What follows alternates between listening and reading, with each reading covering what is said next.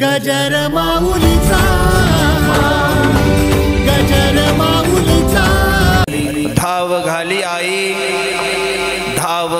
आई आता पाहते सकाळी धीर नाही माझे पोटी झाले वियोगे हिमपुटी करावे शीतळ बहु झाली हळहळ धीर नाही माझे पोटी झालो वियोगे हिमपुटी तुका मने डोई कधी ठेवीन हे पायी धीर नाही माझे पोटी झालो वियोगे हिमपुटी विठ्ठल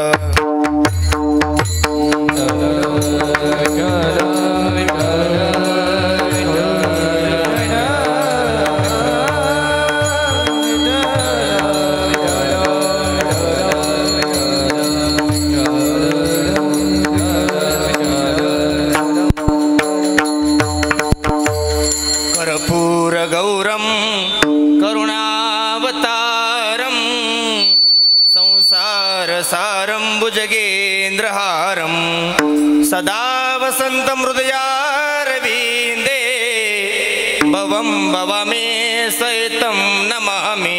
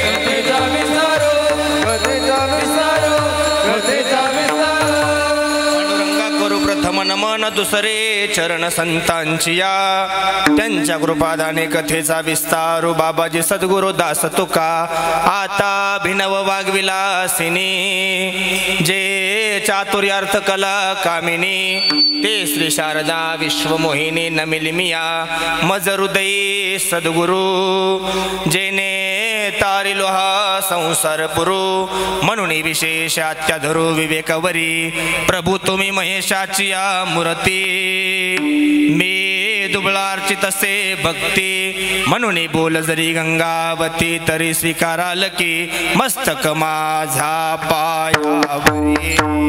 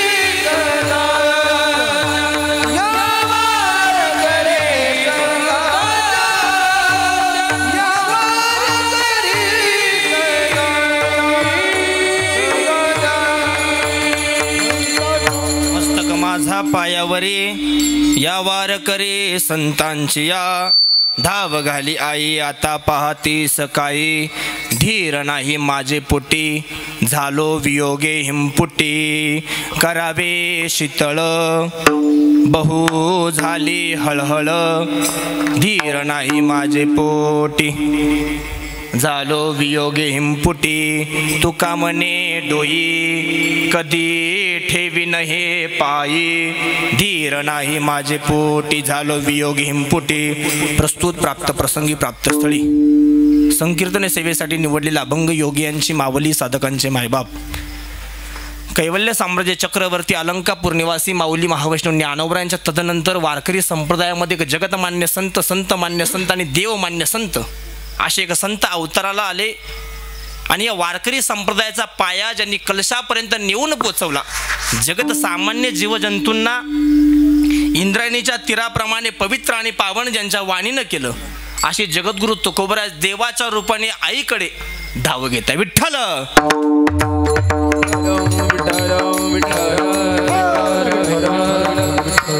आज जगद्गुरु तुकोबराय प्रस्तुत अभंगामध्ये देवा आयुष्यभर तुझी भक्ती केली, तुझं नामचिंतन केले, नामस्मरण केले. तुझी भक्ती सोडून तुझं नामचिंतन सोडून तुझं भजन सोडून जीवनात दुसरं तिसरं काही केलंच नाही. जे काही करायचं ते तुझे भजन केले, ते सोडून आमच्या आयुष्यात दुसरं काही नव्हतं, अंतःकरणात दुसरं काही नव्हतं. पण आज त्याच देवाला पांडुरंगाला आईच्या रूपाने जगद्गुरु तुकोबराय बघताय. देवा आता काय बघतोय? धाव घाली आई आता पाहती सकाळी. देवा आता काय बघतोय? माझं पुण्य बघतोय का पाप बघतोय? माझा भाव बघतोय का अधिकार बघतोय? काय बघतोय देवा? धीर नाही माझे पोटी झालो वियोगे हिमपुटी. हिमपुटी म्हणजे कष्ट, कष्टी होणे, दुःखी होणे. देवा काय बघतोय आता? माझ्या पोटामध्ये माझ्या अंतःकरणामध्ये आता धीर राहिला नाही. तुझं श्रीमुख बघावं, तुझी कृपा दृष्टी बघावं याच्यासाठी माझे डोळे ताणवले, पाणवले, त्रासावले. तुला बघायचंय, तुझ्या भक्तीत नाहून निघायचंय. तुझ्याशिवाय या जगतामध्ये कोण आहे आम्हाला? धीर नाही माझे पोटी. देवा तुझ्याशिवाय धीर नाही. करावे शीतळ बहु झाली हळहळ. देवा आता माझा जो जीवनातला ताप आहे तो शीतल कर, शीतळ. देवा माझ्या जीवनातला जो ताप आहे त्याला थोडा कमी कर. बहु झाली हळ. भगवंता पांडुरंगा भगवती माता माझ्या जीवनातला जो ताप आहे, जो त्रास आहे तो कमी कर. कशाने कमी होईल?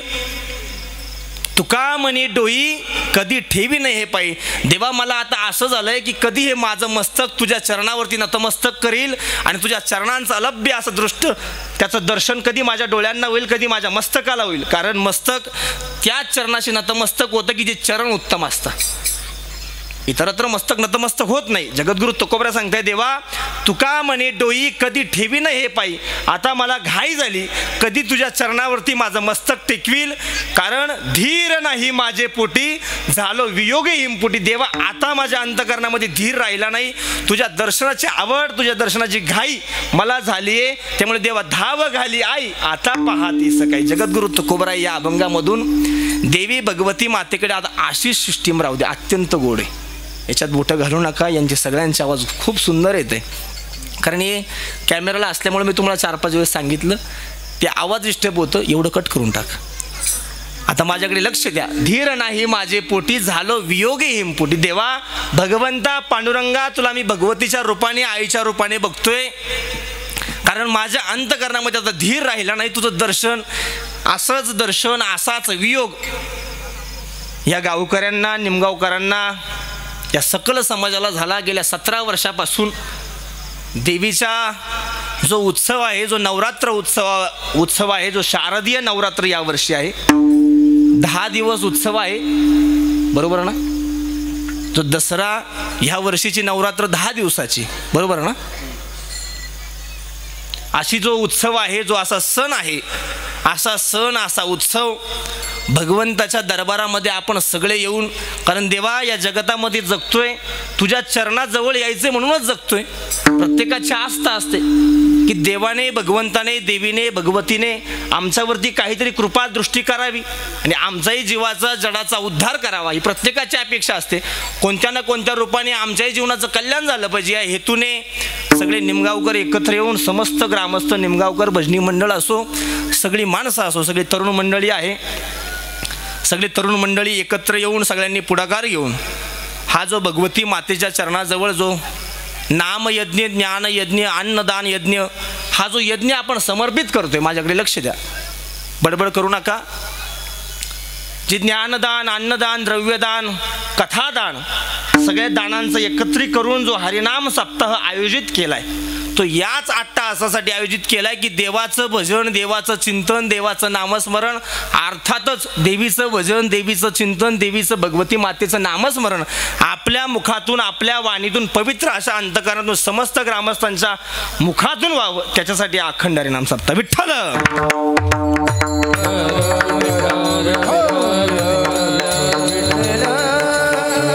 माझी तुम्हा सगळ्यांना एक सूचना आहे, फक्त 50 मिनटं कीर्तन आहे. आपली जागा थोडी सरकवा पुढं, माझ्याकडे थोडी पुढं या. मला कीर्तन तुम्हाला सांगायचं आहे, मागे बसून काय उपयोग, थोडी पुढं. आजी या इथे या. सिस्टीमचा जास्त आवाज येत नाही, तुमच्या कानांना त्रास होणार नाही, काळजी करू नका. या थोडं पुढे या. बाबा या थोडं पुढे या. उठून या, उठून. सरकले तर चटाया खराब होतील. या उठ. आणि अभंगाला प्रारंभ करण्यापूर्वी महाराष्ट्रातील नामवंत गायक, वादक मंडळी, समस्त ग्रामस्थ, निमगावकर मंडळी, विनेकरी सगळ्यांचा नामोल्लेख मी शेवट करतो, पण आधी सर्वांच्या चरणी नतमस्तक होतो आणि अभंगाकडे आपला उरलेल्या वेळात, उरलेल्या काळामध्ये अभंगाच्या भावाकडे लक्ष देऊ. जगद्गुरु तुकोबाराय आज भगवती मातेला, देवी मातेला आर्त भावनेने हाक मारताय. देवा, भगवंता, भगवती, माझ्या आर्त भावनेने तुझ्याकडे हाक आहे, माझ्या आर्त भावनेने तुझ्या चरणाजवळ हाक आहे. धाव घाली आई आता पाहतीस काही. कारण एकदा जगामध्ये जन्माला यावं लागलं, एकदा जीव म्हणून जन्माला यावं लागलं की प्रत्येकाची ना कुठे तरी धाव असते महाराज. बरं का निमगावकर, धाव नाही असा विषय नाही. कारण जीवाची धाव विषयाकडे असते, साधकाची धाव साधनेकडे असते.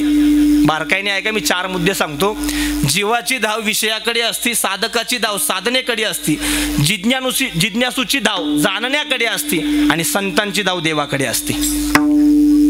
जीव धाव घेतो विषयाकडे, जीव कोणाकडे धाव घेतो? विषयाकडे घेतो. साधक साधनेकडे धाव घेता, जिज्ञासू जाणण्याकडे धाव घेता, जिज्ञासू जाणण्याकडे धाव घेता आणि संत देवाकडे धाव घेता. आपण सगळे जीव म्हणून जन्माला येतो, आपण सगळे जीव म्हणून जन्माला येतो. आपल्याला विषय फार आवडता, आपल्याला विषय इतके आवडता की आपण संसारात जन्माला आलो की आपण विषयामध्ये रममाण होऊन जातो. आपल्याला विषय सोडून दुसरं काही तिसरं आठवत नाही, सुचत नाही. आपण विषयामध्ये फार रममाण झालोय. पण ज्ञानोबरांची ओवी आहे, एरवी विषयी सुख आहे हे बोलता सारिके नव्हे, तरी विद्युत स्फुरणे कान पाहे जगा माझी. विषयामध्ये सुख आहे हे फक्त बोलण्यापुरतंच आहे महाराज. विषय या जगामध्ये कोणीच भोगून तृप्त झाला नाही. या जगामध्ये धनेनी मला अग्नी कोठे, धनेनी मला अग्नी कोठे,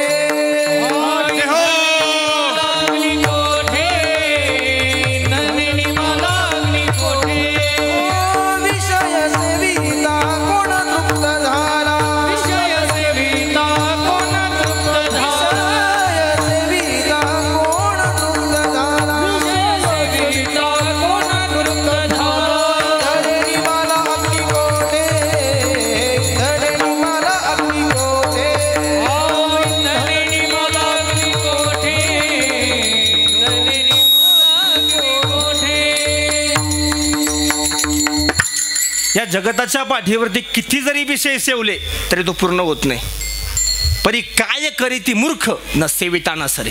ज्ञानोबराय सांगता, मूर्खा, अरे किती जरी विषयाचं सेवन केलं तरी ते कधी पूर्णही होत नाही, कधी सेवूनही होत नाही. त्याचं नाव विषय. विषय भोगिता कोण तृप्त झाला? इंद्रने मला अग्नी कोठे. विषय सेवून कोण तृप्त झालाय जगताच्या पाठीवरती असा माणूस नाही. किती लाकडं घातले म्हणजे अग्नी थांबवलो. जाळामध्ये किती लाकडं घातले म्हणजे अग्नी थांबल. अभंगाचा भाव आहे. इंधनाने मला अग्नी कोठे. किती लाकडं घातले, किती इंधन घातलं म्हणजे अग्नी थांबल. तसं किती जरी विषयाचं सेवन केलं म्हणजे देवीची प्राप्ती होऊ शकत नाही. देवीची प्राप्ती होण्यासाठी विषयापासून दूरच जावं लागेल. जे विषय आवडतात त्याचा त्याग केला, जे विषय आवडतात त्याचा त्याग केला. जिथे त्याग असतो तिथे आनंद असतो, जिथे भोग असतो तिथे दुःख असतं. जिथे त्याग असतो तिथे आनंद असतो, तिथे परमानंद असतो, आणि जिथे भोग असतो तिथे दुःख असतं. आणि आज जगद्गुरु तुकोबाराय या जीवाची विषयाकडची आवड सांगताय. हा जीव विषयाकडे धाव घेतो. बघायला गेलं एक भागवतातलं कथा सांगायला गेलं, बघायला गेलं तर आत्मदेव ब्राह्मणाच्या पोटी आणि धुंदुली मातेच्या पोटी अनेक काळ लोटून गेले, वर्ष लोटून गेले. मी विषय सांगतोय. विषय या जीवाची विषयाकडे कशी धाव असते, कसा आकांत असतो विषयासाठी. माणसाची इतके अट्टास असतो विषय. आधी कॅमेरा म्हणजे एक विषयच आहे महाराज. हा कॅमेरा, ही सिस्टम, गायक वादक हा विषय नाही. ती भगवंताच्या प्राप्तीची साधन आहे महाराज. आपण जे करतोय आपण जिज्ञासू आहे. आपल्याला जाणण्याची अवस्था आहे. कारण भगवंत भेटला नाही. देवीचं दर्शन झालंय का निमगावकर? अजून देवीचं, सरस्वती मातेचं, जगदंबेचं दर्शन झालंय? अजून झालं नाही. पण काय करायचं? दर्शन करण्याची इच्छा आहे, बघण्याची इच्छा आहे, तिची कृपा होण्याची इच्छा आहे. म्हणून सगळं काय चालू आहे? अट्टहास चालू आहे. पैसे जास्त झाले म्हणून सत्य आहे. कीर्तनकाराला श्रीमंत करायचं. काही काही गोष्टी माईकच्या बाजूला बोललेल्या बऱ्या असतात. कारण जाणत्या माणसानं काही गोष्टी कमी बोलावं इथे बसतं उभं राहिलं. जे लई बोलतात ते जाणते नसतात. ऐका, आपल्याला काहीतरी जाणून घ्यायचंय. कोणाची तरी आपल्यावरती कृपा झाली पाहिजे. देवाची, देवीची, भगवती मातेची कृपा झाली पाहिजे म्हणून आपला अट्टहास आहे.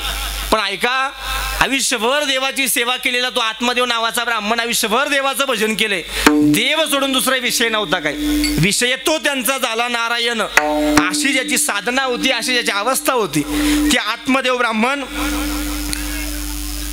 कंटाळले संसाराला. पुत्र होईना.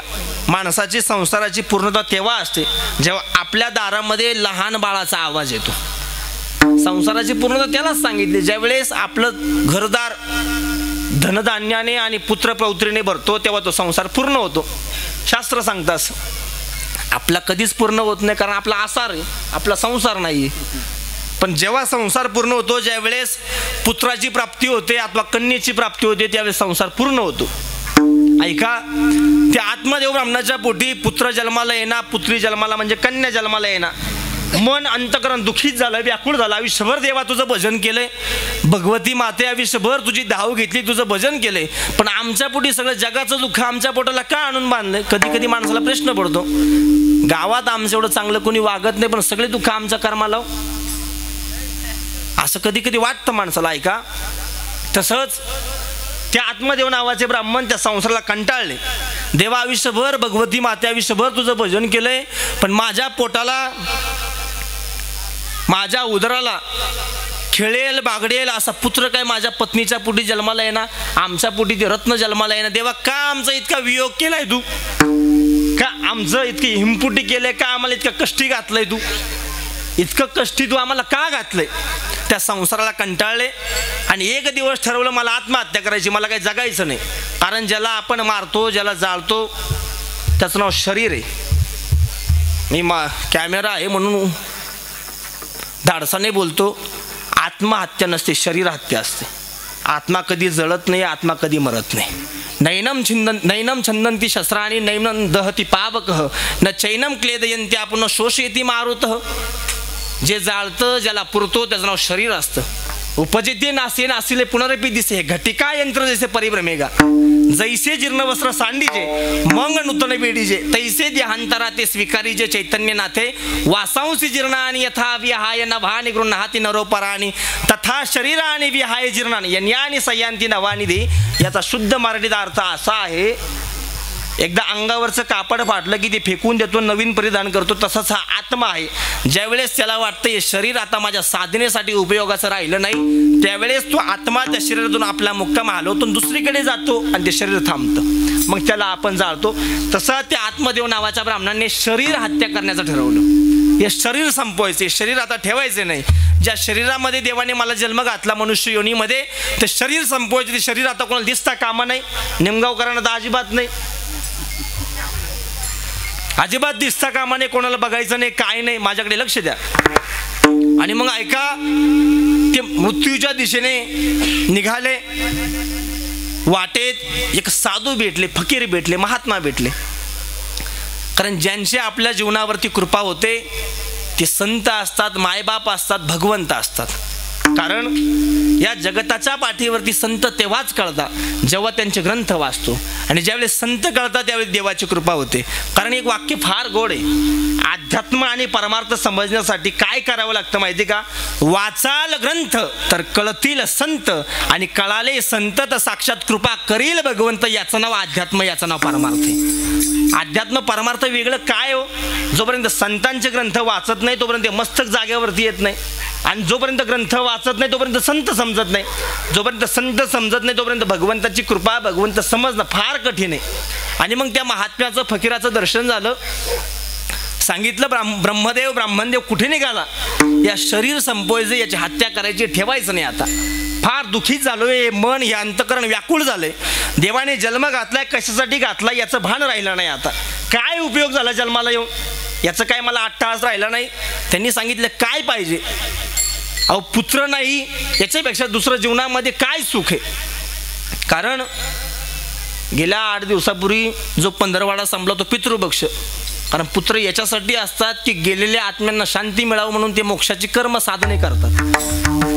आपली पितर मोक्षाला जावी, स्वर्गाला जावी, एथ वडील जे जे करती तया नाम धर्म ठेविती, तीच यर अनुष्ठिती ती सामान्य सकळ यद्यता चरती श्रेष्ठ तत्त देवे तरोजन सयत प्रमाणम कृती लोकस्तुतून वर्तते. अध्याय क्रमांक 4 व क्रमांक 59. ज्ञानोबराय अत्यंत गोड बोलताय. आपले वाड वडील जे जे करत गेले ना त्याचंच नाव धर्म आहे. दुसरा तिसरा धर्म कोणता आहे? आपल्या वाड वडिलांनी गेल्या 17 वर्षापूर्वी भगवती मातेसाठी सप्ताह आयोजन केला होता, त्याचंच नाव धर्म आहे. दुसरा कोणता धर्म आहे? आपल्या वाड वडिलांनी आपल्या पोटाला आळा देऊन मंदिराची बांधणी केली होती, त्याचंच नाव धर्म आहे.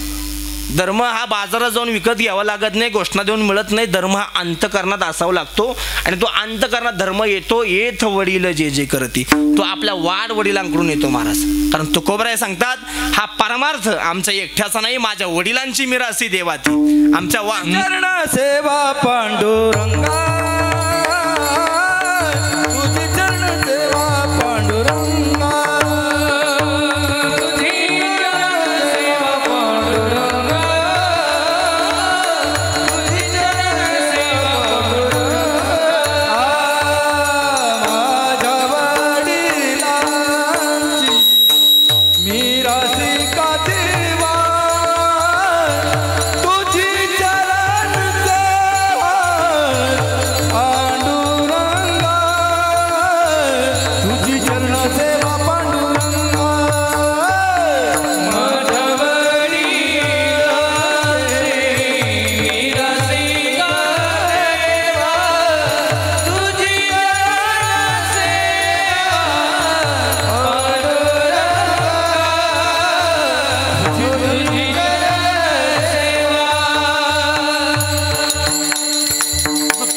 सांगावं आमचं एकट्याचा खेळ नाही, आमच्या माझ्या वडिलांची मिरासी गा देवा, तुझी चरण सेवा पांडुरंगा. देवाचं आयुष्यभर माझ्या पिढीना पाड भजन करत आले, त्याचं नामचिंतन केलंय, नामस्मरण केलंय, तेव्हा ह्या कुळावरती त्यांची कृपा झाली.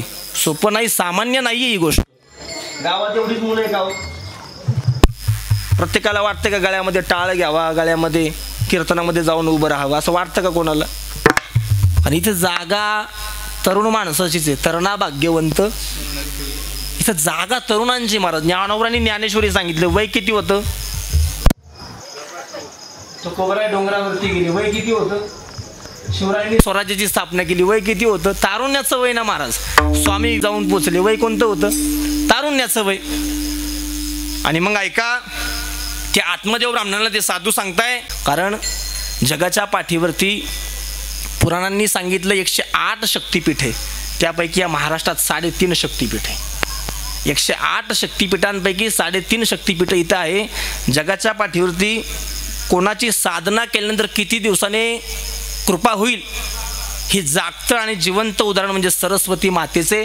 ज्ञानोबराय सांगतात, आता अभिनव वागविलासिनी जे चातुर्यार्थ कला कामिनी, ते श्री शारदा विश्वमोहिनी नमस्कारिली मिया.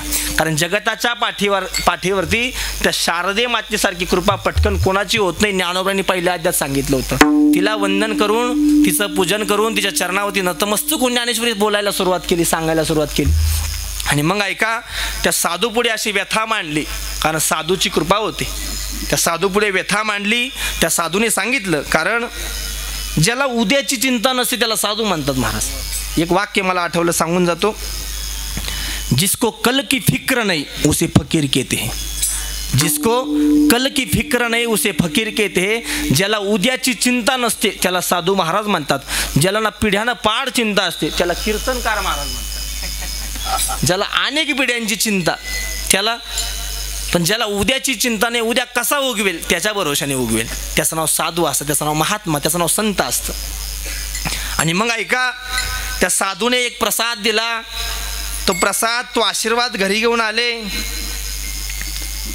आपल्या पत्नीला सांगितलं, धुंदुली मातेला सांगितलं, हे साधूचं फळ आहे, साधूचा प्रसाद आहे. विज्ञानवादी लोकांसाठी मी शेवट 2 मिनटं सांगणार आहे, कारण ते ज्ञानेश्वरीमुळे मला ते ऐकून दृष्टांत आणि सिद्धांत पटवून देण्याची सवय लागते माणसाला, त्याच्यासाठी शिकावं लागतं. आणि मग ते पटवून देण्यासाठी ते गोड वाटतं.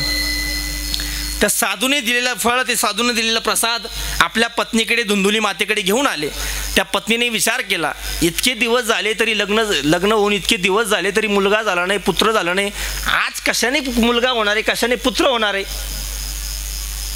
बहिणीचं घर गावातच होतं, बहीण जवळच होती. बहिणीने सांगितलं, अगं धुंदुले, माझ्या गर्भामध्ये, माझ्या उदरामध्ये एक बाळ वाढतंय. तू फक्त तुझ्या गर्भामध्ये कोणीतरी आहे असं सांग, असं नाटक कर. जास्त त्रास करून घेऊ नको. आता तुला काही नाही झालं तरी चिंता करू नको, मी आहे ना, मी आहे. माझं जे बाळ जन्माला येईल ते तुला देते. तुला नाही झालं तरी चिंता करू नको. या जगाची तुझी वांजपणाची गोष्ट आहे, तुझी जी वांजपणाचं जे दुःख आहे ते मी फेडून देते, अशी बहीण त्या धुंदुली मातेला सांगती. ती धुंदुली माता आनंदित झाली. जे फळ होतं ते भागवत सांगतं, ते गाईला चारलं त्याच्यापासून गोकर्णाची प्राप्ती झाली, तो विषय आपला नाही. पण जे बहिणीचा मुलगा, बहिणीच्या गर्भामध्ये जे बाळ वाढत होतं ते बाळ वाढलं. 9 महिन्यानंतर जी प्रसूती झाली, त्या प्रसूतीनंतर ते बाळ जन्माला आलं आणि सगळ्या गावभर, सगळ्या भागात, प्रांतात बोबाटा झाला की आत्मदेव ब्राह्मणाच्या पोटी एक बाळ जन्माला आले. सगळ्यांना आनंद झाला. आयुष्यभर देवाची, ईश्वराची, देवी मातेची सेवा केली, अशा महात्म्याच्या पोटी बाळ जन्माला आले. सगळ्यांना आनंद झाला. आणि मग त्याचं नाव काय ठेवायचं ते त्याचं नाव धुंदुकारी ठेवलं. धुंदुकारी नाव ठेवलं. लहानपणापासून फार कृपेनं वाढवलं, आनंदाने वाढवलं, फार लाड केले. कारण ज्या वयात लाड नकोय त्या वयात लाड झाले, पुढचं आयुष्य जगण्यात लाडच राहत नाही महाराज. ज्या वयात लाड केले, जे वय आनंदाचं नसतं, लाडाचं नसतं, कारण तारुण्याचं वय संघर्षाचं असतं. कारण ज्यांच्या जीवनात संघर्ष असतो, त्यागा शांतीरनंतरम. ज्याच्या जीवनामध्ये त्याग त्याचं जीवन मोठं महाराज. ज्याच्या जीवनात पदोपदी दुःख आहे त्यांना समजून घ्यायचं येणारे दिवस फार चांगले आपण. ज्याच्या जीवनात कष्ट नाही, त्याग नाही, त्यांनी समजायचं आपला रस्ता कुठेतरी चुकलाय. कारण त्या काळामध्ये, त्या वयामध्ये त्याग कष्ट झालं पाहिजे. ठराविक वयामध्ये. पोरांना तुमच्या आवडेल असं वाक्य सांगतो. 1 मिनिट मी विषयापासून थोडा बाजूला येतो. सीता मातेसोबत कोणाला लग्न करायचं याच्यासाठी काय झालं होतं, स्वयंवर झालं होतं. स्पर्धा लागली होती, कोण ते धनुष्य उचलेल. बायका मिळावा या पहिल्यापासून स्पर्धा, आता नाही. हे सांगण्यासाठीच मी सांगतो. 1 मिनिट फक्त. सीता माता मिळावी याच्यासाठी तेव्हाही काय होते, स्पर्धाच होती ना महाराज. सगळे राजवनवास कोणाच्या वाटेला आले होतो, राजा जनकाने. सीता मातेच्या पण आलं होतं ना, प्रभू रामचंद्रांचं आलं, पण सोबत कोण होतं, जे दुःख पतीचं ते कोणाचं. त्यामुळे तर तिला जगदंबा म्हणता ना, जी सहज आपल्या पतीच्या दुःखामध्ये सहभागी होऊ शकते, म्हणून ती भवानी असते, म्हणून ती जगदंबा असते, म्हणून ती देवी असते. आपल्या पतीला 14 वर्ष वनवास आलाय, त्या वनवासाला सोबत कोण जाणार होतं, सीता माता जाणार होती. राजा जनकाने आपली मुलगी देवाला दिली होती, ईश्वराला दिली होती, भगवंताला दिली होती, तरी तिचं प्रारब्ध कर्म चुकवता आलं नाही, तरी दुःख 14 वर्ष भोगावाच लागलं. आपल्या सरकारी नोकऱ्या किती दिवस टिकतील हो. मला काय बोलायचं तुम्हाला समजलं ना. याच्याच घरात देईल, त्याच्याच दारात देईल, ह्याच नोकरीवाल्याला देईल, हे खुळ डोक्यातून काढा. जिथे कर्म असेल, जिथे प्रारब्ध असेल तेच होणार आहे. किती जरी मोठ्या घरात पाहून दिली तरी मोठ्याचं लहान व्हायला वेळ लागत नाही आणि लहानाचं मोठं व्हायला वेळ लागत नाही. जर देवाला एका अवतारामध्ये कोठडीत जन्माला यावं लागत असेल आणि दुसऱ्या अवतारामध्ये वनवासाला जावं लागत असेल, जर या पृथ्वीवरती, या सृष्टीवरती जर देव जन्माला आल्यानंतर जर कोठडी चुकत नसेल, वनवास चुकत नसेल, तर आपण सामान्य माणसं हो. आपल्याला दुःख नाही असं कसं होऊ शकतं? आणि मग तो राजा धुंदुकारी त्या आनंदात त्या उत्साहामध्ये वाढू लागला. जे पाहिजे ते मिळायचं. आता मन विषयामध्ये रममाण होऊ लागलं.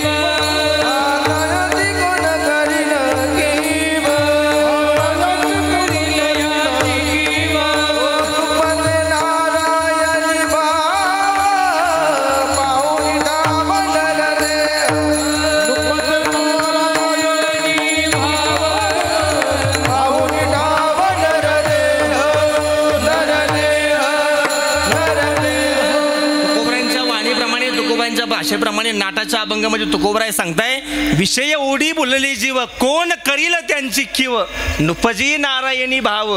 अशा विषयासक्त झालेल्या माणसाला कोणीच वाचू शकत नाही. तो धुंदुकारी राजा आदपतनाला गेला. विषय सेवता सेवता मृत्यूच्या कटाक्षापर्यंत येऊन पोचला.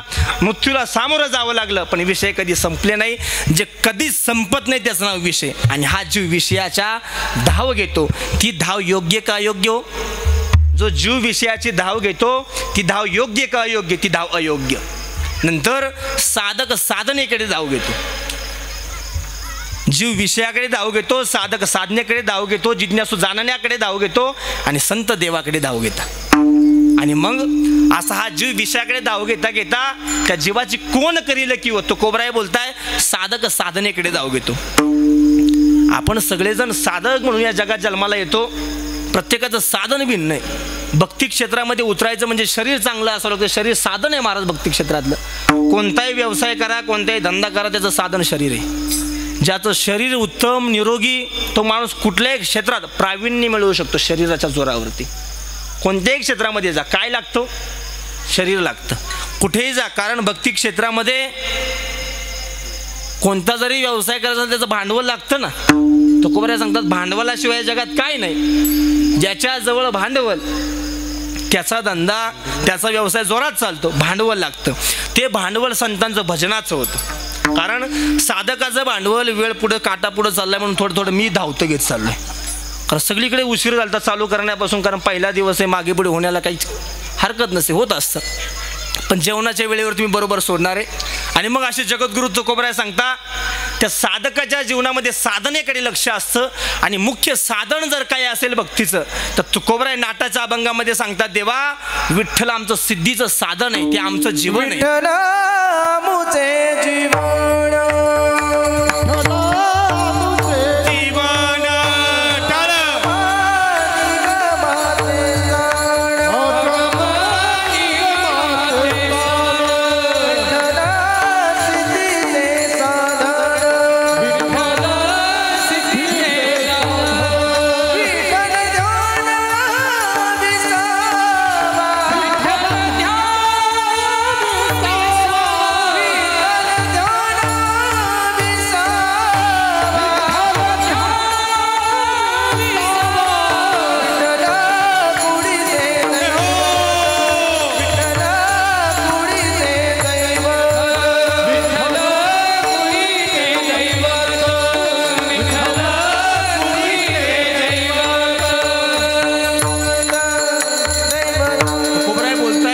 पहिलाच अभंग विठ्ठल आमुचे जीवन आगमन निगमाचे स्थान विठ्ठल सिद्धीचे साधन विठ्ठल ध्यान विसावा. कारण आमचं सिद्धीचं साधन जर काय असेल तर ते देवाचं भजन आहे, देवाचं नामचिंतन आहे. त्यामुळे साधकाचं ते साधन आहे. जीव विषयाची धाव घेतो, साधक साधनेची धाव घेतो. म्हणजे साधक विठ्ठल भजनाची धाव घेतो, साधन त्याचं विठ्ठल भजन आहे. आणि जिज्ञासू जाणण्याकडे धाव घेतो. सगळे आपण जिज्ञासू म्हणूनच या पृथ्वीतलावरती फिरतोय. प्रत्येकाला काहीतरी जाणून घ्यायचे, प्रत्येकाला इच्छा आहे आमच्या घरात चांगला मुलगा जन्माला यावी, मुलगी जन्माला यावी. हे जाणणं आहे ना आपलं, हे कर्तव्य आहे. नवरात्र हा उत्सव आपण त्याच्यासाठी साजरा करतो. हे भजन दांड्या खेळावा म्हणून नवरात्र नाही आहे, गरबा खेळावा म्हणून नवरात्र नाही आहे. त्या देवी मातेचं नवरात्री भजन करणं त्याच्यासाठी नवरात्री. अट्टहासाने नामस्मरण करण्यासाठी घटाची स्थापना का करतो? देव एक ठिकाणी बसावं आणि त्याचं एक ठिकाणी बसणं आमच्यासाठी भजनासाठी व्हावं, त्याला आळवावा याच्यासाठी भजन आहे ना. त्याला आळवावा त्याच्यासाठी घट आहे महाराज. कारण देव जागेवरती स्थित होतो ना. जसं माणसानं स्थित प्रज्ञस्य का भाष्य समाधिस्थस्य केशव स्थित दिम किम प्रभा असे तर किमा असित प्रजेत किम. माणसानं स्थितप्रज्ञ असलं पाहिजे. कारण स्थितप्रज्ञ नसलेला माणूस जगामध्ये जास्त चंचल माणसाचं काम नाही महाराज. कारण चंचल माणसाच्या ठिकाणी काम उपजतो आणि काम आला की क्रोध येतो, क्रोध आला की समूहाची बुद्धी होते, नंतर विनाश होऊन जातो. जे तर काम उपजला ते तर क्रोध आधीचा आला. ज्ञानोबा दुसऱ्या अध्यायामध्ये ओवी सांगताय ज्या ठिकाणी काम येतो त्या ठिकाणी क्रोध आपोआप येतो. लई क्रोधी माणूस आपण असला की समजून घ्यायचा काम वासनेचा माणूस आहे. साधूचा क्रोध वेगळा, ती कृपा कटाक्षाची नजर आहे. कारण कृपा कटाक्षाने हाळीले ती नजर वेगळी. पण ऐका, जिज्ञासू जाणण्याच्या दृष्टीने असतो. आपल्यालाही वाटतं, प्रत्येकाला इच्छा असते की आमच्या घरात चांगला मुलगा चांगली मुलगी आमच्या कुटुंबात आमच्या घरात जन्माला यावी. म्हणून हा सगळा अट्टहास आहे महाराज. हे नवरात्र उत्सव साजरं करणं, हे देवीचं भजन, देवीची आराधना, एक दृष्टांत फार गोड आहे प्रसंग. आता तुम्ही जागे व्हाल. इतकी मी 2 चरित्र काय सांगितले हे थोडे डोक्यावरून गेले असते, पण आता तुमच्या नजरा चांगल्या गोड होते. कशी असावी आपल्या घरात मुलगी, एक प्रसंग आठवतो, दृष्टांत आठवतो. सामान्य भाषेतला दृष्टांत तुम्हाला समजेल असं सांगतो. आयुष्यभर जिच्या घरामध्ये, ज्या कन्येच्या घरामध्ये गीता भागवत होतं, ज्यांच्या घरामध्ये ज्ञानेश्वरी होते, ज्यांच्या घरामध्ये देवाचं देवीचं अधिष्ठान होतं, देव सोडून ज्यांच्या कुटुंबाचा काही विषय नसतो महाराज, असे भरपूर कुटुंब असतात, असे भरपूर घरं असतात की ज्या कुटुंबामध्ये ग्रंथ वाचनाची आवड आहे. आपण त्या कुळातली माणसं आहे, ज्या वंशातली माणसं आहे. आपल्या संतांनी महाराज काय केलं नाही हो, कुणी पाण्यावर बसून ज्ञानेश्वरी वाचवी, आपण त्या कुळातली माणसं आहे. सामान्य कुटुंबातली माणसं आहे का? कुणी 16व्या वर्षी रायरेश्वराच्या मंदिरात जावं आणि आपल्या हाताचं रक्त त्या महादेवाच्या पिंडीवरती अर्पण करावं, स्वराज्य निर्मितीची स्थापना करावी, आपण त्या कुळातली, त्या रक्तातली माणसं आहे हो. आपण सामान्य घरातली, सामान्य रक्तातली, सामान्य DNA त्या रक्तातली माणसं नाही आहे. आणि असं एक सत्पुरुषाच्या घरी एक आयुष्यभर संस्कारात शिकलेली मुलगी होती. कॉलेजचं वय होतं, खुल्ले. आता त्या मुलीला आणि त्या मुलाला कॉलेजमध्ये शिकायचे बिचारे. मी जिज्ञासू आणि जाणणे सांगतोय, अभंगाचा भाव सांगतोय मी. त्या मुलाचं त्या मुलीबद्दल आकर्षण तयार झालं, जे तारुण्यात होतं कधी कधी. ते आकर्षण तयार झालं. कॉलेज होतं, कॉलेजमध्ये एक पत्र हातात घेतलं, त्याच्यावरती लिहिलं, मला तू माझ्या स्वतःपेक्षा जास्त आवडती म्हणून मी तुला एक प्रेमपत्र पाठवले. पण ती मुलगी, ती कन्या अशी होती, कशी होती ते सांगण्यासाठी मी प्रसंग सांगतो, ऐका माझ्याकडे. ती मुलगी, ती कन्या अशा कुटुंबातली होती, अशा संस्कारातली होती, अशा घरातली होती, जसं जिज्ञासू असावं अशी ती कन्या होती. ते पत्र त्या मुलीपर्यंत आलं, त्या कॉलेजच्या प्रांगणापर्यंत, त्या वर्गात आलं. ते पत्र हातात घेतलं, घरी नेलं, ते वाचलं. विषय होता आवडण्याचा, खाली टीप होती, दुसऱ्या दिवशी मी तुझ्या पत्राची वाट बघतोय, तुझं पत्र मला यावं अशी मी अपेक्षा धरतोय, ते आलंच पाहिजे. तो बिचारा रात्रभर झोपला नाही. दुसऱ्या दिवशी सकाळी वैभव मला 6 वाजताच कॉलेजच्या गेटमध्ये होता. त्याला वाटलं काहीतरी माझं वैभव होईल, त्यामुळे बिचारा गेला होता, पण त्याचं काही वैभव झालं नाही. ऐका, सकाळी 6 वाजता कॉलेजच्या प्रांगणामध्ये नागूदादा, ती कन्या जैसी मीरा मुक्ताबाई तशी ती कन्या होती महाराज. नवरात्रीमध्ये काही जरी नाही ऐकलं तरी असा एक प्रसंग आपल्या कन्येनं घरी नेला ना की नवरात्र सफल झाली, या सप्त्याचं प्रयोजन सफल झालं महाराज. ऐका, ते मुलीनं ते पत्र वाचलं. दुसऱ्या दिवशी कॉलेजच्या वेळेत त्या कॉलेजच्या प्रांगणात आली. ते पत्र दुसरं तयार करून आणलं होतं. त्या मुलाला पत्र दिलं. त्या मुलाने फार आनंदाने घेतलं. त्याला वाटलं काहीतरी आनंदाची गोष्ट असेल, आनंदाची बाब असेल. त्या पत्रात निमगावकर असं लिहिलं होतं, अरे दुसऱ्या तिसऱ्याची अपेक्षा करू नको, मी 5व्याची 6वी आहे, 9 देऊन 11व्याने माझ्या दारात पाणी वाहिलं तरी तुझा काही उपयोग होणार नाही. याच्या डोक्यात मुंग्या आल्या महाराज, डोक्यात. एवढं कठीण ऐकण्याची सवय तुम्हाला राहिली नाही. आता आई आली न बाप गेला, बाप आला चुलती आली, असे कुठं कीर्तन असतात. पण ऐका, त्या मुलीने असं लिहिलं, अरे दुसऱ्या तिसऱ्याची अपेक्षा करू नको, मी 5व्याची 6वी आहे, 9 देऊन 11व्याने माझ्या दारात पाणी वाहिलं तरी तुझा काही उपयोग होणार नाही. हा गडी परत परत परत परत परत परत तेच वाचायचं. नेमकं काय भानगड आहे? तो आपला मित्र होता, तो पटाईतच होता या कामांमध्ये. कारण आपली घरातली मुलं किती शिकता याच्यापेक्षा कोणासोबत शिकता याला फार महत्त्व आहे बरं का. एखादा विषय, एखादी डिग्री आपल्या मुलाची मुलीची कमी जरी राहिली तरी चालेल, पण जिथे बाहेर टाकली तिथे कधीतरी जा, त्या रूमवरती जा, त्या खोलीवरती जा, बघा आपली मुलं कोणाच्या संगतीत वाढतात. कधीतरी उघड्या डोळ्यांनी बघा किती शिकले याला महत्त्व नाही, कोणासोबत शिकले याला फार महत्त्व आहे. कारण या जगात संगतीने उद्धारही होऊ शकतो आणि संगतीने पतनही होऊ शकतं. हा संघाचा महिमा आहे महाराज. पतन उद्धार संघाचा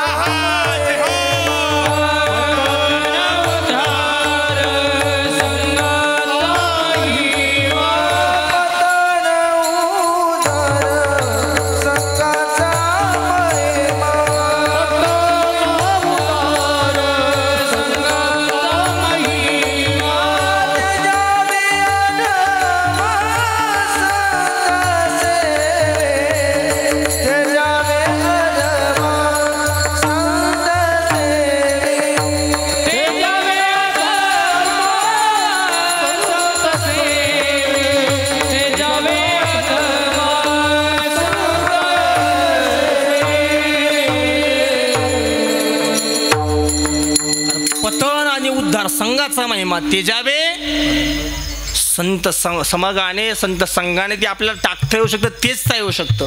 आणि मग ऐका, तो जो गडी होता त्याची संगत फार भयानक होती. त्याची याच्यामध्ये डॉक्टरेट पदवी मिळवली होती, PhD झालेला गडी होता. त्याने हातातच पत्र घेतलं, असे 100-200 कामालाच लावलेले होते बरं का. असे भरपूर याचे कामच ते होते. त्याने ते हातात पत्र घेतलं, अरे दुसऱ्या तिसऱ्याची अपेक्षा करू नको, मी 5व्याची 6वी आहे, 9 देऊन 11व्याने माझ्या दारात पाणी वाहिलं तरी काय उपयोग होणार नाही. त्याने परत पत्र वाचलं. तो म्हणतो या विषयामध्ये माझी PhD झाली होती बरं का, पण आज माझा अभ्यास थोडा कमी पडतोय. मला फार प्रावीण्य मिळलं होतं मी या विषयामध्ये, याचं तिकडं त्याचं इकडं, पण आज काय हा विषय माझ्या ऋषिकेश महाराज काय पूर्ण आहे ना. आणि मग ऐका, गडी चिंतित आला ना तो बी. ज्याला पत्र आलं होतं तोही घाबरला, ज्याने वाचलं तोही घाबरला. त्याला वाटलं शिक्षकाची ना आपली बैठक सोबतच असते संध्याकाळची. तुम्हाला कळले ना, पूर्वीचे शिक्षक जर एका गल्लीतून आले, पूर्वीचे कशाला 2015च्या आधीचा आळंदीचा काळ असा होता महाराज. आतापर्यंत बरं होतं, पण आता गुरुला भीती वाटायला लागली शिष्याची. नेमकं शिष्य काय बोलल आणि काय करेल याची भीती गुरुला वाटायला लागली. कधी कधी महाराज गुरु शिष्याच्या कीर्तनात टाळही घेऊन उभं राहायला झालं. ह्याचे प्रमाण काय असू शकतं काय माहिती महाराज. आम्ही काय बोलतो ते यांना समजतंय. आणि मग ऐका, त्या मुलांनी विचार केला आपण आपल्या गुरुजीला, आपल्या मास्तरला भेटू, शिक्षकांना भेटू. त्याने विचार केला संध्याकाळपर्यंत वाट कशाला बघायची, तास चालूच असेल कॉलेजमध्ये. गेले, दरवाजा वाजवला, वर्गरूमचा क्लासरूमचा दरवाजा लावला. सर, ओ मास्तर बाहेर या. मास्तर बिचारा चालू तास सोडून बाहेर. त्याला माहित होतं नाही बोलावा नाही सांगावं तर संध्याकाळची सोय बंद. तो बिचारा बाहेर आला. त्याने विचारलं काय झालं. त्यांना वाटलं की प्रश्न काढून आणला की काय, पण यांचे चेहरेच असे होते महाराज, कधी यांना प्रश्न पडलाच नाही शाळेचा. असे बरेच चेहरे असतात, त्यांना शाळेचा प्रश्न कधी पडतच नाही, भलतेच प्रश्न त्यांच्या डोक्यात असतात बरं का ज्ञानेश्वर भाऊ, भलते प्रश्न. कारण तरुणांचा सप्ताह आहे, त्यांनी काय केलं पाहिजे याच्यासाठीच मी सांगतोय. आणि मग ऐका, की शिक्षक ते सर ते मास्तर बाहेर आले. त्याने वाचलं त्या बिचाऱ्याने, अरे दुसऱ्या तिसऱ्याची अपेक्षा करू नको, मी 5व्याची 6वी आहे, 9 देऊन 11व्याने माझ्या दारात पाणी वाहिलं तरी काय उपयोग होणार नाही. सरांना वाटलं D.Ed केले, B.Ed केले, डबल B.Ed केले, हा विषय काय मला कधी शिकायला आलाच नाही बाबा, हे काय माझ्या बुद्धीचा खेळ नाही. सर म्हटले बाबा तुमची क्षमा मागतो मी. हो का रे, ए बाळा जाण झाली, यानं असं काही केलं होतं का काय. विठ्ठल विठ्ठल.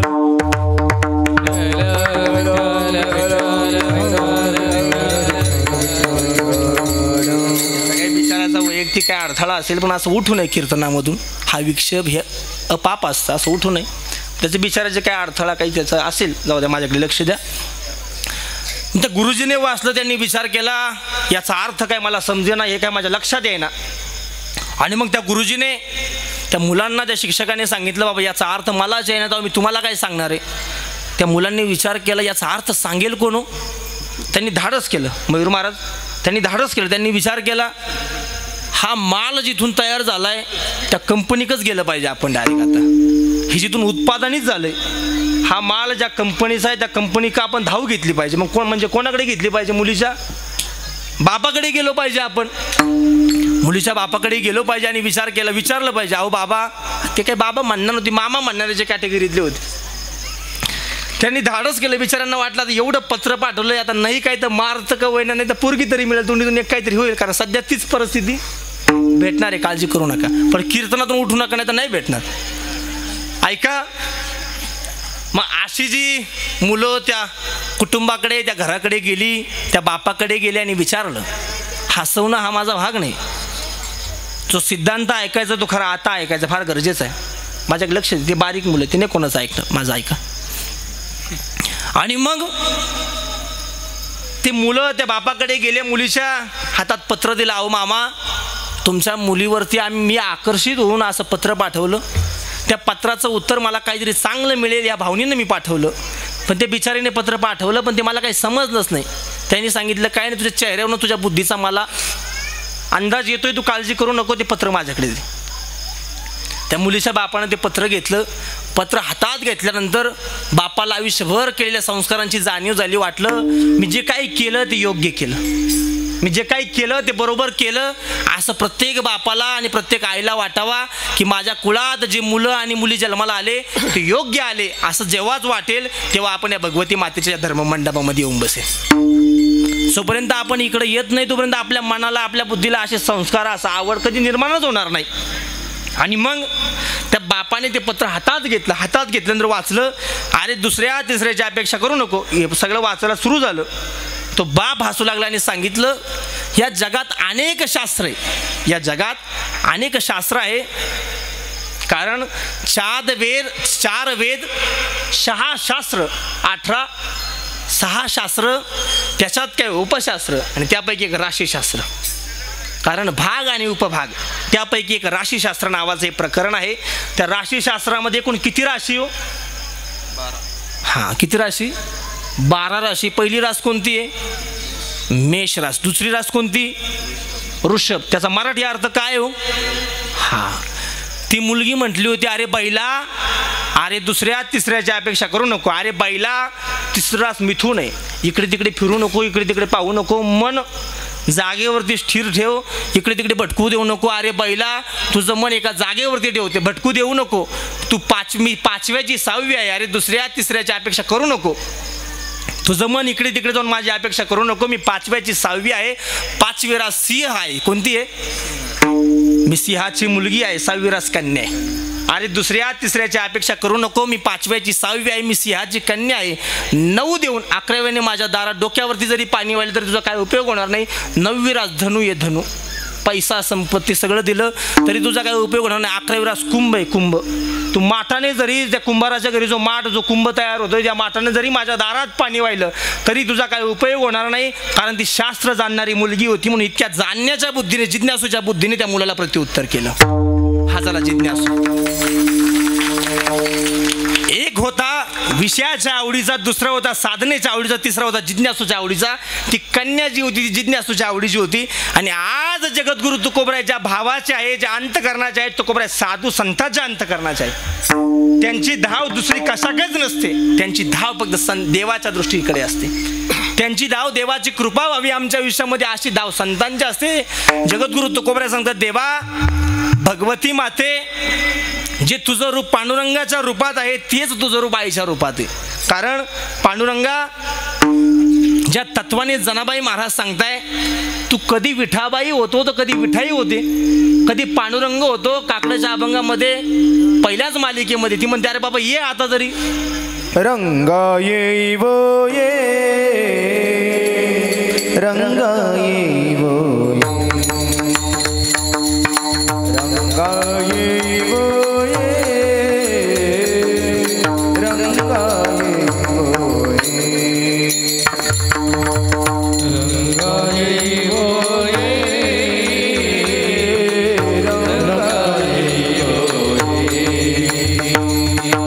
रंगा येईव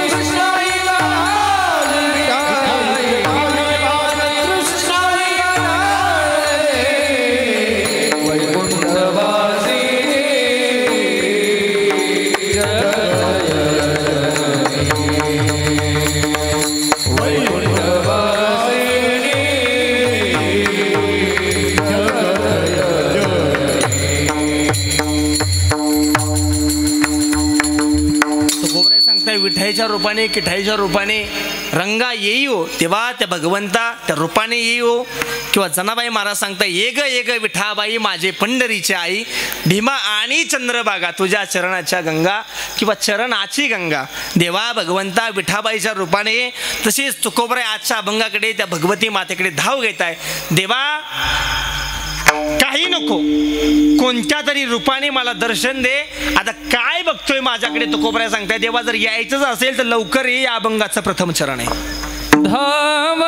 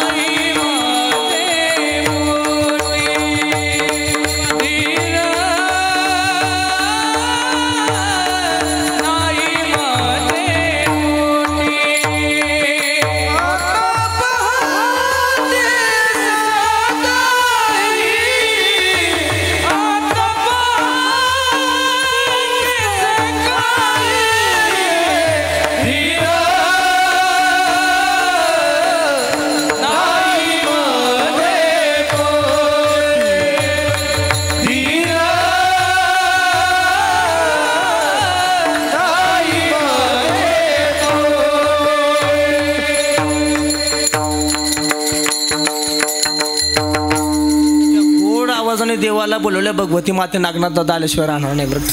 इतक्या गोड आवाजानं त्या भगवती मातेला बोलवलंय. 4 दिवस तिचं इथंच विराजमान असणार. ती मंडप सोडून या प्रांगण सोडून जाऊ शकत नाही.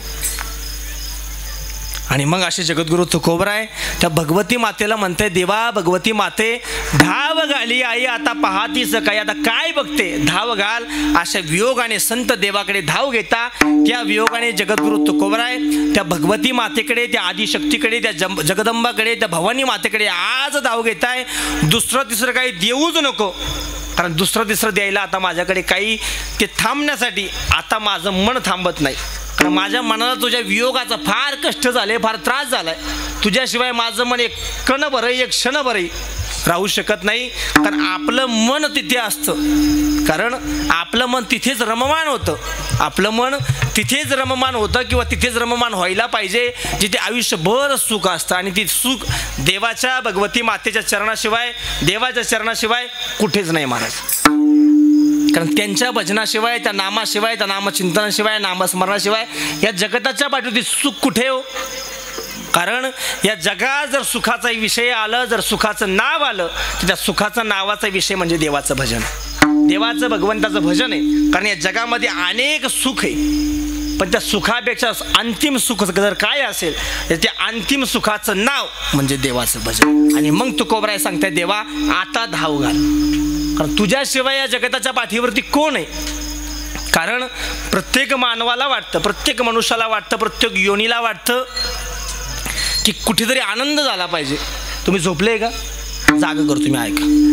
हे 7 ते 9चं कीर्तन म्हणजे फार गोंधळाचा टायमिंग आहे महाराज. नेमके श्रोते कोण आणि खाणारे कोण हे कळत नाही. कारण महाराष्ट्रभर हा टाईम जेवणामुळे लोक येत आहे महाराज. बाकी तुम्ही ऐकायला येतं हे आम्हाला माहिती आहे. तुम्ही म्हणाल बाबा पहिल्याच दिवशी आला चव घालून गेला, असं काही होणार नाही.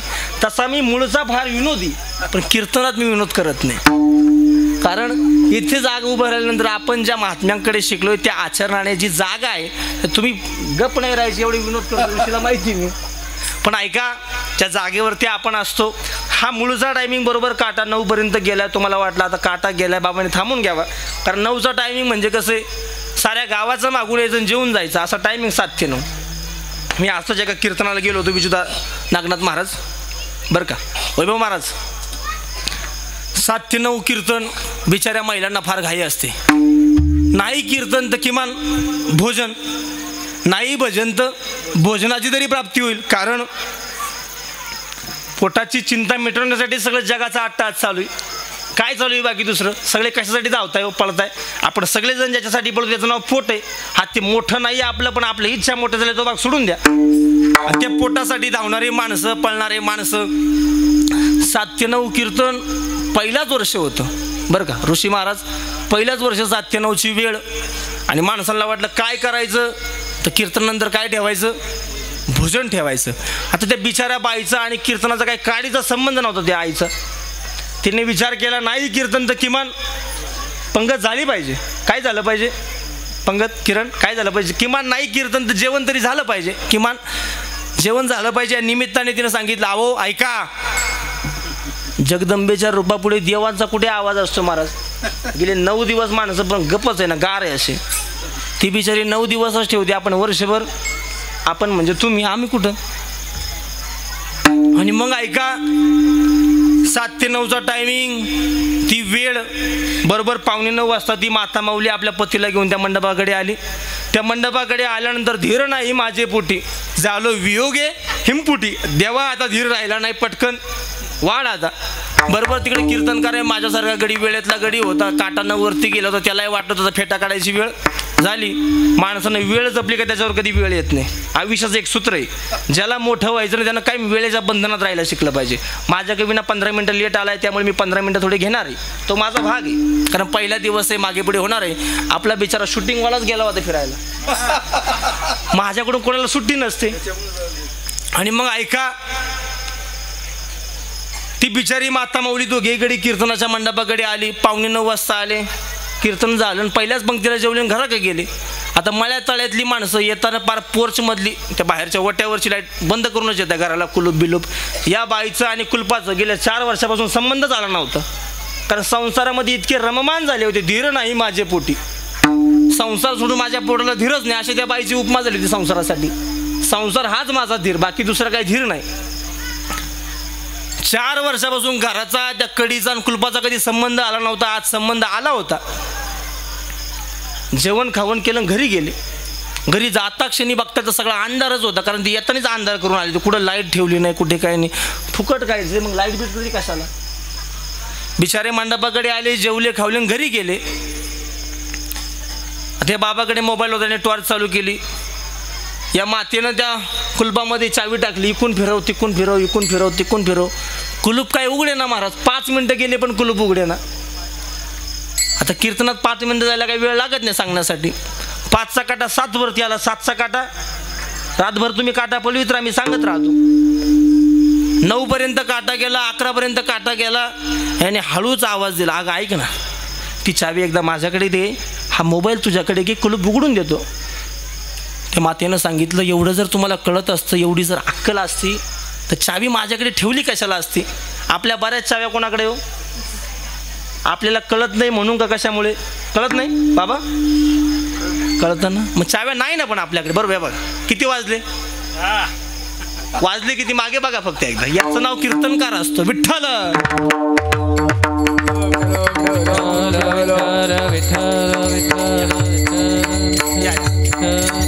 या बसा बसा आई, बसा, पुढे या, पुढे या. आणि मग असा तो काटा बरोबर महाराज 11 मिनिटापर्यंत, त्यांच्याकडे बघू नका हसू, बिचारे कीर्तन आले, या पुढे. बरोबर तो काटला. अगं ऐक ना, फक्त एकदाच चावी दे, मी परत मागणार नाही, फक्त एकदा चावी दे. किती वेळेस दे? फक्त एकदाच दे, एकदा चावी दे, मी थांबतो, मी जागेवर थांबतो, मी परत शब्द बोलणार नाही. तिने सांगितलं 1 मिनिट थांबा, एकदा मला परत एकदा उडू द्या. ट्राय पण डोंट क्राय, प्रयत्न करत राहा, रडू नका पण करत राहा. तिनं सांगितलं काय हरकत नाही. ती परत त्या कुलपात टाकलं, 2 मिनटं परत काय कुलूप उघडे ना, पण याला आता काय थांबवे ना. हा महादेव तिथपर्यंतच थांबतो जिथपर्यंत त्याची ऐकण्याची क्षमता असते. पार्वती मातेने किती जरी काही केलं तरी या महादेवाला वाटलं की आता माझं बार झालं, आता मग तू उठतो. त्याने सांगितलं, अगं ऐक, एकदा दे फक्त. किती वेळेस दे? तुझं कुलूप उघडून देतो. या बाईने हातात मोबाईल घेतला, कारण याच्या हातात काय होता, टॉर्च होता, लाईट सगळं बंद होतं, याच्या हातात मोबाईल होता. तो मोबाईल त्या आईनं त्या मातेनं हातात घेतला. याच्या हातात बिचाऱ्याचा चावी आली, याने कुलपात चावी टाकली, चावी टाकल्याप्रमाणे उघडून दाखवलं. आता त्या मातेनं शांत बसवान थोडं, पण तिने 9 दिवसापासून कडक उपवास धरले होते तुमच्या चेहऱ्यांसारखे. तिचा पारा चढलेलाच होता. ती म्हणती तुम्हाला काडीची अक्कल नाही, मोबाईल कसा धरावा याच्यासाठी तुम्हाला 17 मिनिटं कळत नव्हते. माझ्या हातात मोबाईल आला, लगेच कुलूप उघडलं, कारण माझ्या मोबाईल धरण्याची प्रक्रिया चांगली होती मला. तसंच आपलं जीवन झालंय. नेमकं आपण काय ऐकलं पाहिजे, काय आपल्या डोक्यात घेतलं पाहिजे, आपल्या डोक्यातच राहिले नाही महाराज. जे ऐकायला पाहिजे ते ऐकत नाही. माझा विनोद संपला, सिद्धांताकडे या. जे ऐकायला पाहिजे ते ऐकत नाही. विनोदाने रडण्याने आपलं कधी उद्धार होऊ शकत नाही. ते विठ्ठल नामाची चावी आपल्या मस्तकात घ्या, त्या भगवती मातेच्या नावाची नामस्मरणाची चावी आपल्या मस्तकात घ्या. आपला उद्धार झाल्याशिवाय कोणी रोखू शकत नाही. कारण त्या भगवती मातेचं नाव, त्या देवाचं नाव, त्या आईचं नाव जर आपल्या मस्तकात चावीच्या रूपाने आलं, ते नाव आपल्या वाणीत आलं, कंठात आलं, त्या जगताच्या पाठीवरती आपलं आदपतन होईल असं सांगताच येऊ शकत नाही. त्यामुळे तुकोबरा सांगते, देवा आता माझ्या पोटाला धीर राहिला नाही, तुझ्या वियोगाने मी जगू शकत नाही, तुझं दर्शन व्हावं हीच माझ्या पोटाची आस्था आहे. हे जगद्गुरु तुकोबरा द्वितीय चरणात सांगते. धीर नाही माझे पोटे,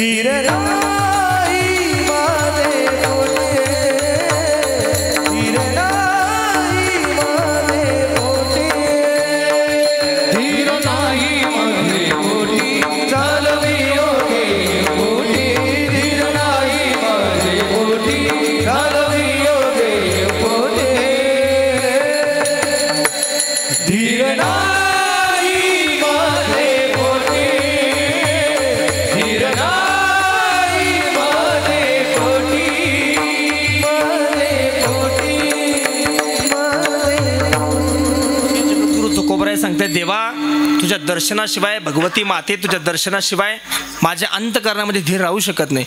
किरण महाराज, महाराष्ट्रभर तुमचं देवाच्या भजनातलं नाचणं, नाचू कीर्तनाच्या रंगी ज्ञान दीप लावू जगी, मनाला प्रसन्न करणारं नाचणे महाराज. महाराष्ट्रभर हा माणूस आपला प्रसिद्ध झाला. त्यांचं रूप, त्यांचं गोंडस रूप. आज जणू काय वाटतं कीर्तनामध्ये नामदेव राहायचे उभे राहिले काय, त्यांच्याकडे बघावं आणि असं वाटावं माणसाला. आपल्या भागातली माणसं आहे, गावातली माणसं आहे, कोणाची स्तुती करायची नाही महाराज, पण वस्तुस्थिती सांगितल्याशिवाय राहायचं नाही. स्तुती करणं हा काय कीर्तन करण्याचा धंदा नाही, त्यातला मी तर अजिबात नाही. मी चांगला बाबा आहे, असं 2-2, 1.5 लाखाची काही अडचण नाही, पण काही गरज नाही आपल्याला स्तुती करून. कारण स्तवन या नरा केला आयुष्याचा मातेरा. फुकटची स्तुती केल्यानंतर त्याचं पाप त्या वक्त्याला असतं, पण जगलेली वस्तुस्थिती सांगण्यासाठी ते पाप नसतं, तो अधिकार असतो वाणीचा. तसं आयुष्यभर चांगली माणसं आहे. कारण धीर नाही माझे पोटी, झालो वियोग हिमपुटी. देवा तुझ्या भजनाशिवाय आता मला धीर राहत नाही, ते तुमच्याकडे बघितल्यानंतर मला वाटतं. त्यामुळे जसं तुकोबराय म्हणताय, धीर नाही माझे पोटी, देवा भगवती माते तुझ्या रूप बघितल्याशिवाय मला धीर वाटणार नाही, मला चांगलं वाटणार नाही. त्यामुळे आता त्या योगाने मला दर्शन दे. आणि ते दर्शन जर कशाने असेल तर तिचं रूप आहे, जे अंबिकेचं रूप आहे, जे भगवतीचं रूप आहे, ते अनादी आहे. अशा अनादी काळापासून जे अंबिकेचं, जे भगवतीचं रूप आहे, ते नाथ महाराज सांगतात तर ते कसं आहे. निर्गुण प्रगटली भवानी, निर्गुण प्रगटली भवानी, महिषासुर मर्दनाला धोनी, महिषासुर मर्दनाला धोनी, विविध तापाती करवया जाणती, विविध तापाती करवया जाणती, रक्तालागी तू कोमसी निर्मणी,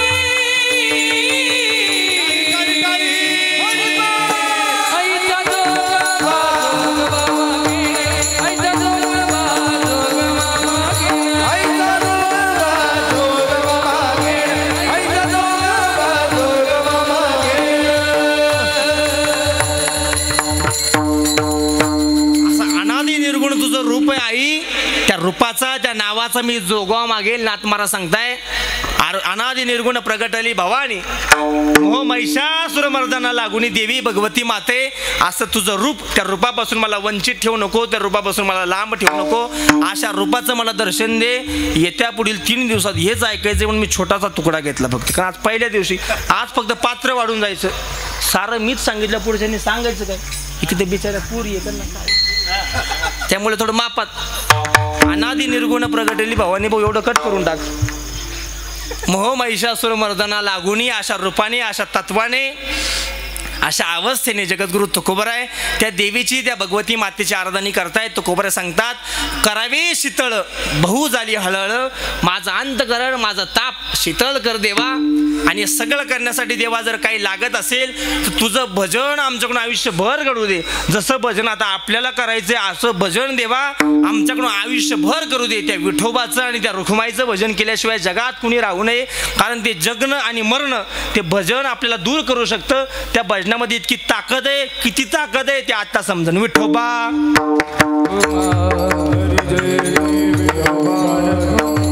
टाळी टाळी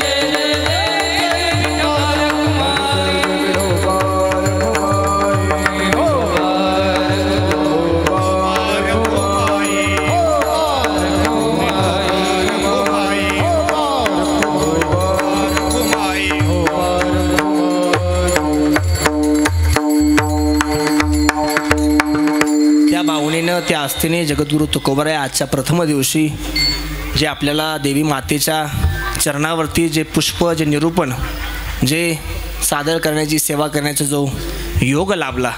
जगद्गुरु तुकोबराय ज्या भाषेने आकांताने सांगताय धाव गाली आई आता पहातीस काही करावे शीतळ बहु झाली हळहळ.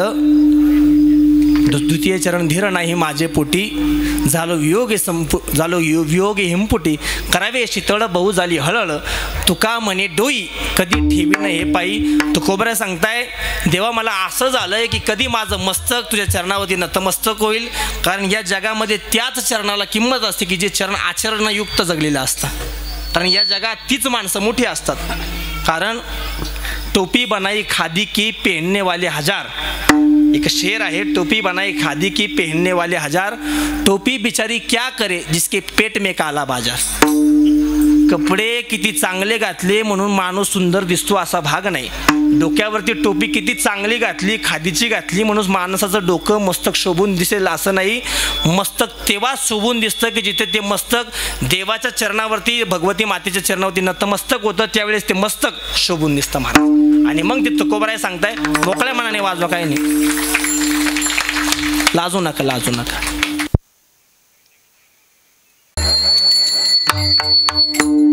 देवाने संधी दिली होती पायाची मांडी मोडा. पाया जर थकले असतील तर उठून या. तर 2 तास मी परत चालू करतो.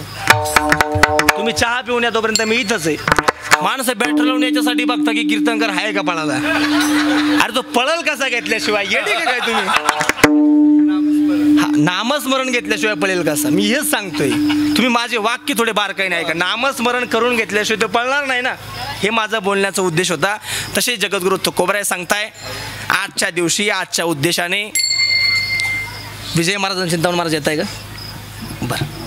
आजच्या दिवशी आजच्या उद्देशाने जगद्गुरु तुकोबराय देवाची साधना देवाची सेवा अत्यंत भावनेने करताय मनाने करताय अंतकरणाने करताय. सांगताय हे माझं मस्तक सांगत होतं मी.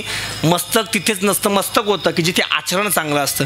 असं आपलं आचरण जगा की लोकांनी आपल्या चरणापाशी रांग लावली पाहिजे, लोक आपल्या चरणाजवळ आले पाहिजे. आपल्या अंगातली कपडे वस्त्र हे माणसाला मोठी करत नाही. आपल्याकडे किती मौल्यवान वस्तू आहे, किती ब्रँडेड नामांकित कंपनीच्या गोष्टी आपल्याकडे, या आपल्याला मोठं करू शकत नाही. वैभव महाराज, नागनाथ महाराज, मयूर महाराज, आपण ज्या वस्तूंसोबत जगतोय त्या वस्तू मोठ्या करू शकत नाही. आपल्याला त्याच वस्तू मोठ्या करतात की ज्या वस्तू आचरणाने मोठ्या असतात. कारण या जगताच्या पाठीवरती आचरणाशिवाय काहीच मोठं नाही. एक वाक्य मला आठवतं फक्त म्हणून सांगतो. स्वामी विवेकानंद साने गुरुजींची आई, ज्यांचं नाव श्याम होतं, साने गुरुजींच्या आईने एकच विधान केलं होतं. बाळा श्याम, 5 वर्षाच्या बाळ असताना आईनं विधान केलं होतं, बाळा श्याम असा वाघ हे नश्वर पाय धुण्यासाठी तुझं आयुष्य खर्च करतोय, व्यतीत करतोय. हे नश्वर पाय धुण्यासाठी जे शरीर राहणारच नाही, जाणारच आहे एक दिवस. या महाराज या, जे शरीर राहणार नाही, जाणार आहे, त्यांच्या माणसाचं कीर्तन ते येणारच. थांबा माझं बघा तुम्ही. हे शरीर नश्वर आहे, ते राहणार नाही, ते जाणार आहे निश्चितपणाने. त्याच्यामुळे मी बैरवी लावून ठेवली होती. तुम्हाला कळलं नाही मी थांबलोय का? हे शरीर नश्वर आहे, ते जाणारच आहे, ते काय राहण्यासाठी नाहीये.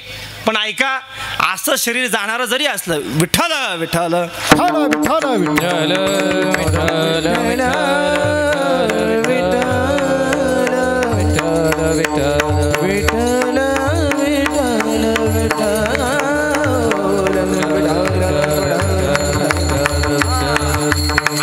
नश्वर शरीर हे राहणार नाही, ते जाणारच आहे. पण या नश्वर शरीराला जितका तू नटवतोय, जितका त्याचा शृंगार करतोय, ते शरीर असं राहणार नाही, ते जाणार आहे. पण असा जग, माझ्याकडे लक्ष दे. तुमच्या रोजची माणसं आहे ती. माझं मी नवीन आलो, ते आहेच. मी नवीन आहे. ऐका, महाराज गेले 1 तासापासून असंच चाललंय हाशिक माझं. खिळी मिळी का दारुळी, चला हवा येऊ द्या, चांदीचं नाणं.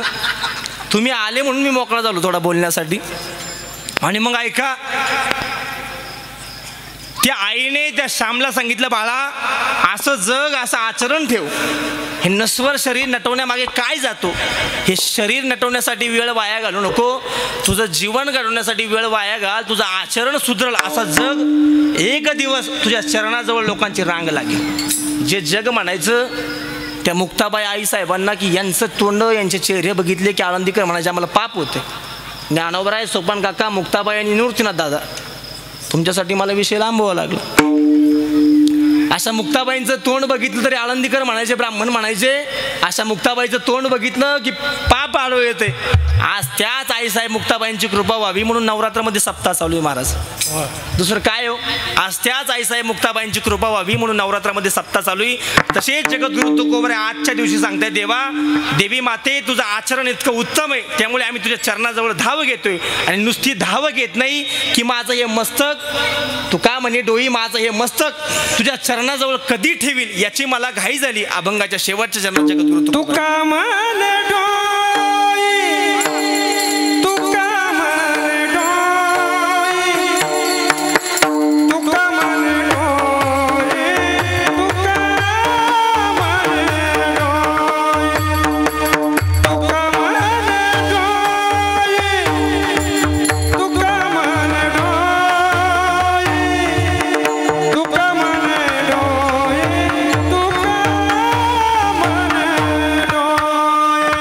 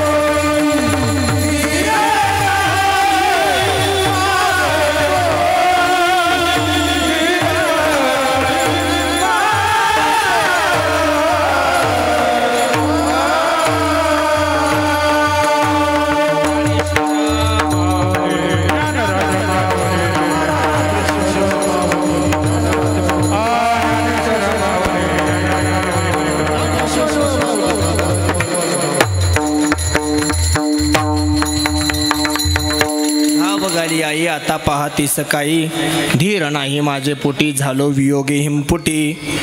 जगद्गुरु तुकोबरा यांच्या अभंगावरती यथामथी यथा अवकाश माझ्या अल्पशा बुद्धीप्रमाणे. 2 मिनटं जागा कोणी सोडू नका, इकडे बघा, लक्ष द्या. 2 मिनटं.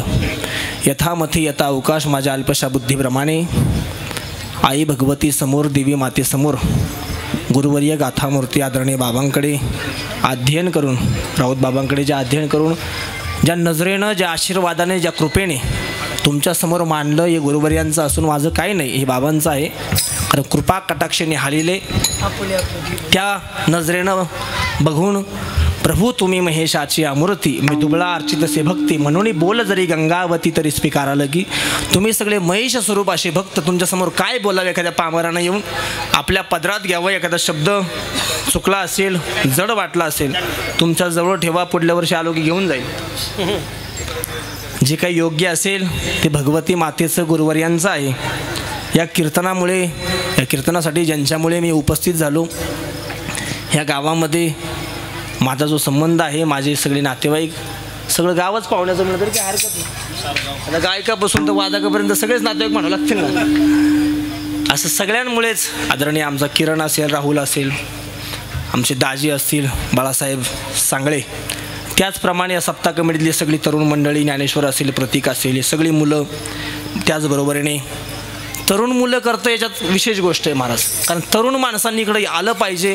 कारण हा संप्रदाय, ही भाषा माणसांना समजली, त्यांचं जगणं झालं आहे, त्यांच्यासाठी नाही. आपण कसं जगावं याच्यासाठी, या शिकण्यासाठी आपल्याला कीर्तन आहे. आपण किती चांगल्या दृष्टीने, चांगल्या मार्गाने जगलं पाहिजे, त्या न्यायाने, त्या मार्गाने ज्यांचा अट्टास असतो ते आपल्याच गावचे आदरणीय ऋषी महाराज वणवे असतील. त्याचप्रमाणे ह्या गावचे विणेकरी, मी आधीच बोललो, महाराष्ट्रावर प्रसिद्ध ज्यांचा चेहरा झाला, ज्यांचं नाव झालं, ते किरण महाराज असतील. ज्यांनी कीर्तनासाठी सुरुवातीला साथ केली असे सिन्नर तालुक्याचं भूषण, ज्यांचा आवाज एका वैभवाच्या रूपाने महाराष्ट्रात वैभव करतोय असे वैभव महाराज वेलजाळीकर असतील. ज्यांचा आवाज नागासारखा, नागमोडी वळणाचा आवाज आहे असे नागनाथ महाराज. बरोबर, जे स्वतः पंढरीनाथच आज कीर्तनात उभे होते, त्यामुळे रुक्मिणी आईसाहेब असेलच, त्यामुळे काही चिंता नाही. आणि छत्रपती शिवाजी महाराज आले मागून लगेच, असे शिवाजी महाराज असतील, पंढरीनाथ महाराज असतील. हे सगळे गावातली बालगोपाळ, आदरणीय मामा असतील, दादा असतील, सगळीच महाराज मंडळी असेल, ज्यांनी गेल्या 2 तास आपल्या कलेचं दर्शन आपल्या सगळ्यांना घडवून दिलं. त्यांच्या वादनामुळे मागे गदारोळ झाला.